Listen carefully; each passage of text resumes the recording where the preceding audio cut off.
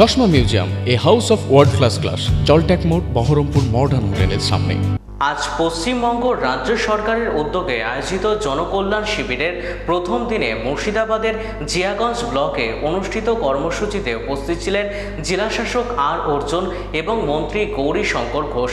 শিবিরে সাধারণ মানুষের বিভিন্ন সরকারি পরিষেবা, সামাজিক সুরক্ষা প্রকল্প এবং জনকল্যাণমূলক সুবিধা সম্পর্কে তথ্য প্রদান ও আবেদন গ্রহণ করা হয়। উপস্থিত প্রশাসনিক আধিকারিকরা সরকারি প্রকল্পগুলির সুবিধা দ্রুত মানুষের কাছে পৌঁছে দেওয়ার উপর গুরুত্ব আরোপ করেন।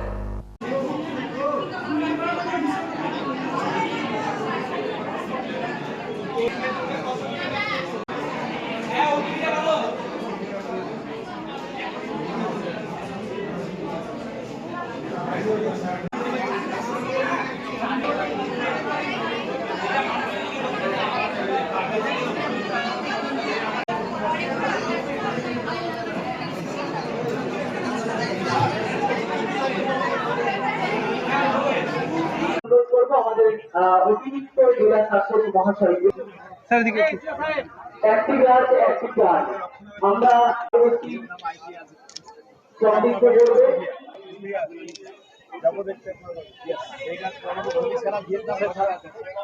আজকে 15, 16, 17 তারিখ 3 দিন ধরে জনকল্যাণ শিবির পুরো স্টেটে শুরু হয়েছে। আমাদের মুর্শিদাবাদ জেলাতেও শুরু হয়েছে।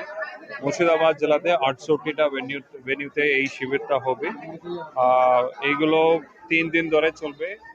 মোট 54টা গভর্নমেন্ট স্কিম, যেটা জনসাধারণের জন্য সিটিজেন সেন্ট্রিক স্কিমগুলো আমাদের পশ্চিমবঙ্গ সরকার এখানে লোকের কাছে পৌঁছে দিচ্ছে।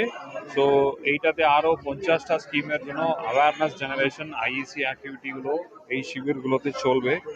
বিশেষ করে বলতে গেলে আয়ুষ্মান ভারত, অন্নপূর্ণা যোজনা, একটি গাছ মায়ের নামে, এই ধরনের স্কিমগুলো এখানে করা, মানে লোকের কাছ থেকে অ্যাপ্লিকেশনগুলোকে ফিল আপ করে নিয়ে জমা করে প্রসেসিং করা হবে। আর আমাদের এখানে এইগুলোকে মনিটর করার জন্য জেলা লেভেলে, ব্লক লেভেলে কন্ট্রোল রুমগুলো সেট আপ করা আছে। এইগুলো পুরো আজকে, আগামীকাল আর পরশুদিন 3 দিন ধরে চলবে। দেখুন, পশ্চিমবঙ্গ সরকারের পক্ষ থেকে যে জনকল্যাণ শিবিরের আয়োজন করা হয়েছে, 3 দিন ধরে চলবে শিবির, সকাল 10টা থেকে 5টা। এই বিধানসভার 5-6টা জায়গায় এই শিবির আজকে উদ্বোধন হয়েছে। আমরা প্রথমেই এসেছি আমাদের এমজে ব্লকের প্রথম যে শিবির, এই ব্লক ক্যাম্পাসের মধ্যে। এই ক্যাম্পাসে আজকে শুভ উদ্বোধন। আমাদের মধ্যে জেলা শাসক রয়েছেন, মহকুমা শাসক রয়েছেন, আমাদের ব্লক উন্নয়ন আধিকারিক রয়েছে। মানুষ স্বতঃস্ফূর্তভাবে এসে লাইনে দাঁড়িয়েছেন যার যেটা প্রয়োজন। বিশেষ করে সবথেকে বেশি ভিড় আমরা দেখতে পাচ্ছি আয়ুষ্মান ভারতে ভিড় রয়েছে। আমাদের যে সোলার সিস্টেম, সূর্যঘর প্রকল্প, তার জন্য এখানে ব্যবস্থা রয়েছে।